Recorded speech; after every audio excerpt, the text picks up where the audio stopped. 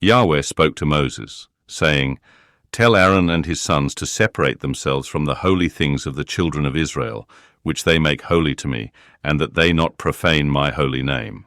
I am Yahweh. Tell them, if anyone of all your offspring throughout your generations approaches the holy things, which the children of Israel make holy to Yahweh, having his uncleanness on him, that soul shall be cut off from before me. I am Yahweh. Whoever of the offspring of Aaron is a leper, or has a discharge, shall not eat of the holy things until he is clean. Whoever touches anything that is unclean by the dead, or a man who has a seminal emission, or whoever touches any creeping thing by which he may be made unclean, or a man from whom he may become unclean, whatever uncleanness he has. The person that touches any such shall be unclean until the evening, and shall not eat of the holy things, unless he bathes his body in water. When the sun is down, he shall be clean, and afterward he shall eat of the holy things, because it is his bread. He shall not eat that which dies of itself, or is torn by animals, defiling himself by it. I am Yahweh. They shall therefore follow my commandment, lest they bear sin for it, and die in it, if they profane it. I am Yahweh who sanctifies them. No stranger shall eat of the holy thing. A foreigner living with the priests, or a hired servant, shall not eat of the holy thing.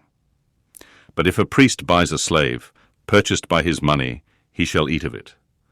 And those who are born in his house shall eat of his bread. If a priest's daughter is married to an outsider, she shall not eat of the heave offering of the holy things. But if a priest's daughter is a widow, or divorced, and has no child, and has returned to her father's house, as in her youth, she may eat of her father's bread, but no stranger shall eat any of it. If a man eats something holy unwittingly, then he shall add the fifth part of its value to it, and shall give the holy thing to the priest. The priest shall not profane the holy things of the children of Israel, which they offer to Yahweh, and so cause them to bear the iniquity that brings guilt when they eat their holy things. For I am Yahweh who sanctifies them. Yahweh spoke to Moses, saying, "Speak to Aaron and to his sons, and to all the children of Israel, and say to them, Whoever is of the house of Israel, or of the foreigners in Israel, who offers his offering, whether it is any of their vows, or any of their free will offerings, which they offer to Yahweh for a burnt offering, that you may be accepted, you shall offer a male without defect of the bulls, of the sheep, or of the goats. But you shall not offer whatever has a defect, for it shall not be acceptable for you. Whoever offers a sacrifice of peace offerings to Yahweh to accomplish a vow, or for a free will offering of the herd or of the flock, it shall be perfect to be accepted. It shall have no defect. You shall not offer what is blind, is injured, is maimed, has a wart, is festering, or has a running sore to Yahweh, nor make an offering by fire of them on the altar to Yahweh. Either a bull or a lamb that has any deformity or lacking in his parts, that you may offer for a free will offering, but for a vow it shall not be accepted. You must not offer to Yahweh that which has its testicles bruised, crushed, broken, or cut.